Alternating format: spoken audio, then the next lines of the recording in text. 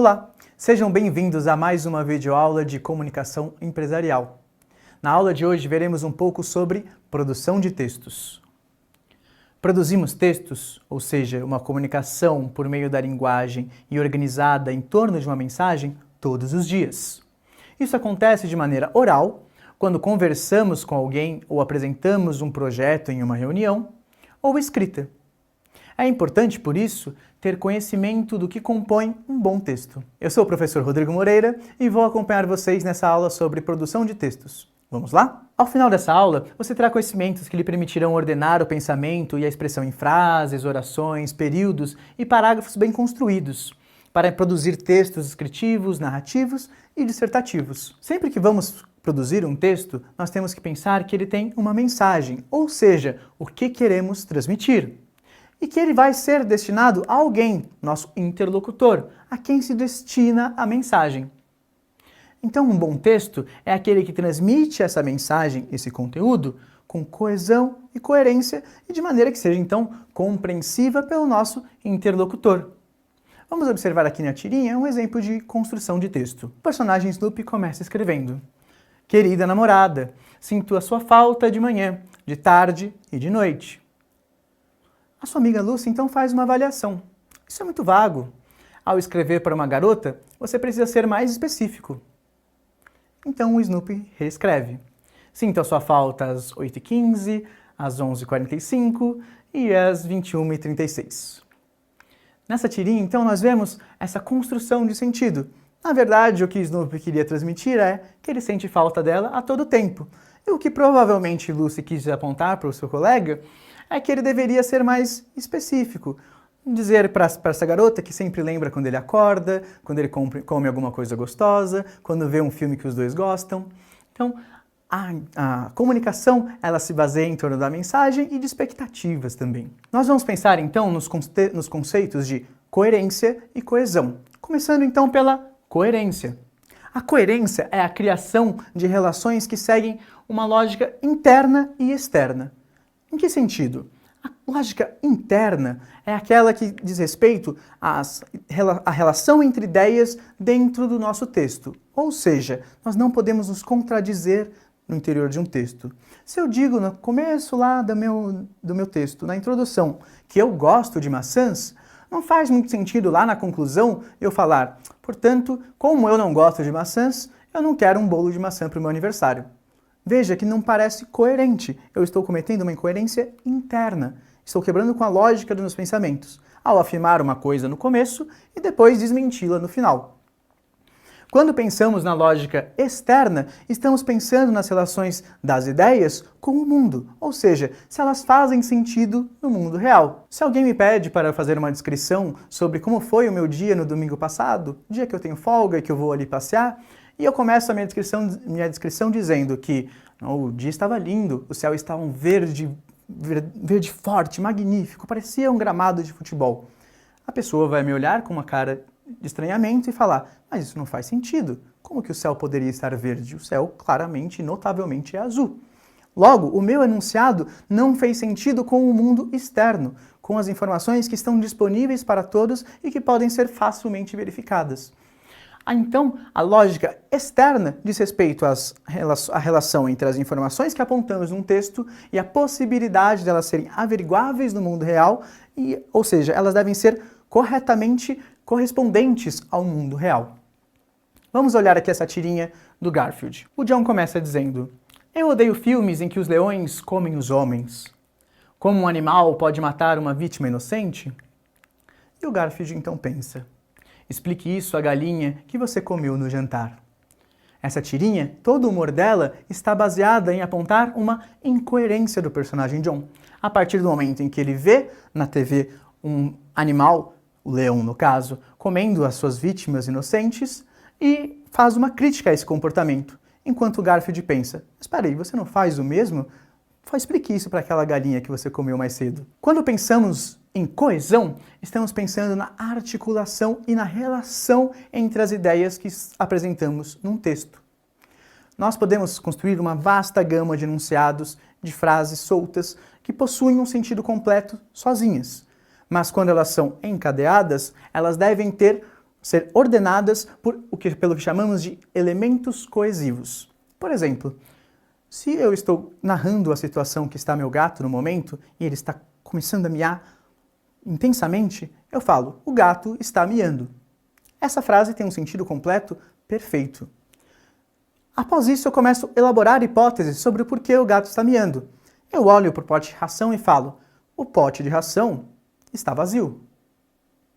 Depois eu paro e penso, ele gosta de brincar. Meu gato gosta de brincar. Então essa frase faz um sentido completo. Porém, se eu começar aqui, se eu elencar essas frases, dizê-las em ordem, sem coordená-las a partir dos elementos coesivos, elas não farão sentido. Quer ver? O gato está miando. O pote de ração está vazio. Ele gosta de brincar. Veja que nessa ordem, as frases não fazem o menor sentido. Mas se eu disser da seguinte maneira, meu gato está miando, porque o pote de ração está vazio. Ou porque ele gosta de brincar. Agora, a partir da inserção desses elementos coesivos, esses meus enunciados, essas minhas frases soltas, possuem um sentido completo de um fato que está acontecendo e as possíveis hipóteses que apontam para o que ele quer fazer, para o que o meu gato quer fazer, ou comer, ou brincar. Ou seja, a coesão ela vai ser constituída a partir do uso do que nós chamamos de recursos coesivos, que são expressões que estabelecem a relação entre ideias, e pronomes, que fazem referência a informações que já foram citadas ou adianta algo que ainda vai ser dito. Vamos dar uma olhadinha nisso aqui na tirinha. Esse noticiário não é informativo. Isso não passa de sensacionalismo barato. E eu adoro. Perceba que, apesar de ir quebrando nossas expectativas ao longo da tirinha, o personagem Kelvin aqui, ele estabelece um enunciado que faz pleno sentido. Ele primeiro critica o noticiário, falando que ele não é informativo. Quando ele aponta no segundo balão que isso não passa de sensacionalismo barato, ele está falando justamente sobre o conteúdo do noticiário, o qual ele criticou no balão anterior. E ele faz referência a esse conteúdo utilizando o pronome isso. E depois, por fim, ele acrescenta, e eu adoro. O que ele adora? Esse conteúdo, esse noticiário, assistir, ele se diverte ali naquele momento assistindo esse noticiário. E como que ele adiciona essa informação? Através do conectivo e, que completa o sentido do enunciado anterior. Eu separei aqui um trechinho de um podcast em que o professor explica de uma maneira bem legal a importância dos elementos coesivos. Vamos escutar um pouquinho? Tudo bem? A coesão é uma qualidade desejável nos mais diferentes textos. É o que faz o texto ser mais do que um amontoado de palavras. São palavras, expressões e recursos que conectam frases, palavras e fazem o todo do texto fazer sentido, ter organização e clareza. A coesão, dizemos, é o que permite reconhecer as conexões entre palavras, a sequência de ideias e ir recuperando referências e também antecipando alguns sentidos, de acordo com a construção do texto. Todos os textos, então, têm coesão? Sim, se podemos chamar um determinado grupo de palavras e frases de texto, isso significa que existem mecanismos, estruturas que garantem que há mais do que palavras juntas. A organização, a combinação e seleção, a costura entre as partes do texto, ou seja, coesão. E quais seriam os elementos, as palavras que garantem a coesão de um texto? Há vários recursos linguísticos que podem garantir a coesão em um texto. Alguns dos mais importantes são os pronomes e as conjunções.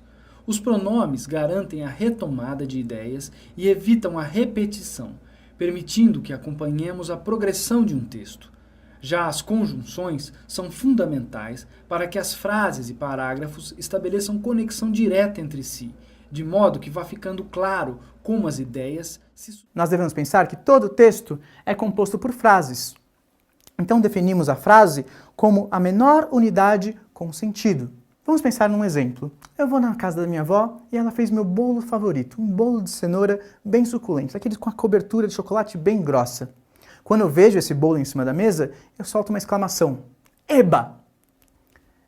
Essa exclamação, esse eba, é composto apenas por uma interjeição. Eba. Porém, essa interjeição, sozinha, seguida, quando nós formos grafar isso num texto, de um ponto de exclamação, ela já constitui em si uma frase, pois ela tem um significado muito completo. Ao mesmo tempo que ela está expressando minha empolgação ao ver o bolo de cenoura, ela também expressa parte da minha gratidão e minha vontade de comer aquele bolo. É um enunciado com sentido completo, apesar de ser composto por apenas uma palavra, que se nós formos pesquisar no dicionário a interjeição, não vai ter nenhum significado muito bem definido. Então, todo o texto vai ser composto por frases, que são esses enunciados com sentido completo. Nós também podemos pensar em outras divisões desses conteúdos que criamos, como a oração, que é configurada através da presença de um verbo. Podemos pensar também na divisão em período simples, que é uma frase com uma única oração, ou um período composto, que é uma frase onde há mais de uma oração, ou seja, mais de um núcleo verbal. E por último, nós temos a divisão dos parágrafos. O que são os parágrafos? Os parágrafos são conjuntos de frases e orações com uma unidade de sentido ali no momento textual, definem um momento textual. Por exemplo, quando nós estamos lendo um artigo científico, ele tem suas partes bem divididas, com introdução, desenvolvimento e conclusão. O parágrafo introdutório é aquele que vai apresentar informações que são importantes para que nós entendamos o contexto daquele artigo. Então, tudo que for de caráter introdutório estará lá nesse primeiro parágrafo. A partir do momento em que nós sentimos a necessidade de apresentar dados e justificá-los, nós já estamos passando para o desenvolvimento. Então, nós estamos mudando o momento do texto. Então, mudamos de parágrafo também e começamos parágrafos novos que vão seguir de acordo com a necessidade temática e garantindo a unidade temática em cada parágrafo. Ou seja, fazendo ponto, o parágrafo ele reúne frases e orações em geral e períodos com uma unidade temática dentro do texto, em torno da mensagem que nós estamos transmitindo. Pensando aqui, então, na questão da produção textual, nós vamos sempre pensar que ela tem uma finalidade, um objetivo. E a depender dessa finalidade, nós vamos escolher um dos tipos textuais conhecidos.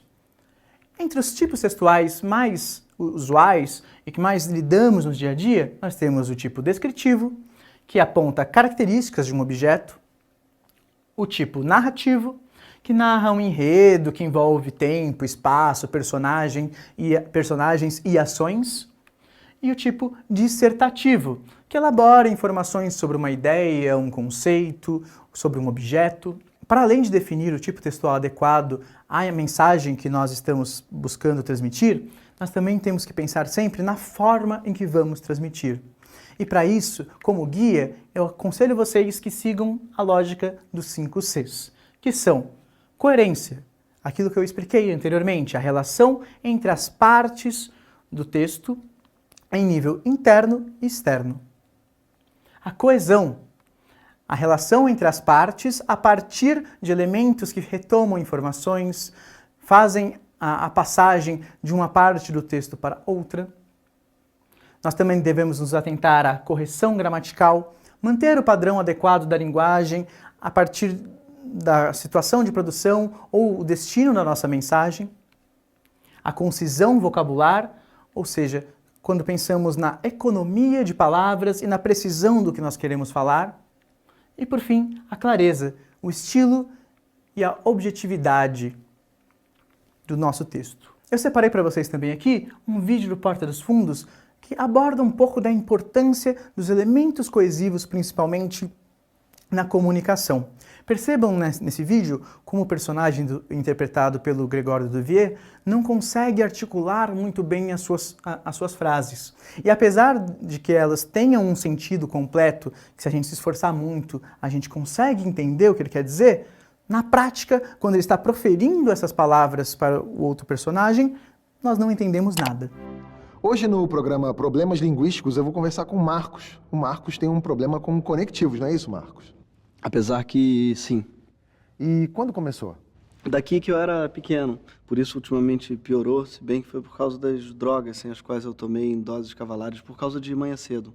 Entendi. Então você tomou muitas drogas, foi isso, Marcos? Apesar que sim, por causa que eram poucas, sem as quais eram leves. Entendi. Você está fazendo algum tipo de tratamento? Tô, Sobretudo eu falto muito às sessões, porém são em Copacabana, mas eu pego muito trânsito, entretanto mesmo na Barata Ribeiro. Outro sim pego a Toneleiro, por isso chego em meia hora desde a Barra no que se refere a Copacabana. Ok, Marcos, quem está aqui com a gente também é a Lúcia. A Lúcia tem um outro tipo de problema, não é, Lúcia? É verdade? Eu acho que sim. Eu sei que é verdade. Ah, o problema da Lúcia é com inflexões. Isso? Ela troca a entonação de perguntas e respostas, não é isso, Lúcia? Agora acertou? Agora eu acertei. Sim, você está afirmando sim, eu acertei. Você acha isso grave? Não sei, Lúcia, eu que te pergunto, você acha isso grave? Não acho? Agora eu fiquei um pouco na dúvida se você estava me perguntando ou me respondendo, porque às vezes confunde um pouquinho. Você pode ajudar a gente. Quero, apesar que posso. Bom, a gente vai para um rápido intervalo resolver esse enigma aqui. E no próximo bloco, João Santana e o plural. Fique com a gente.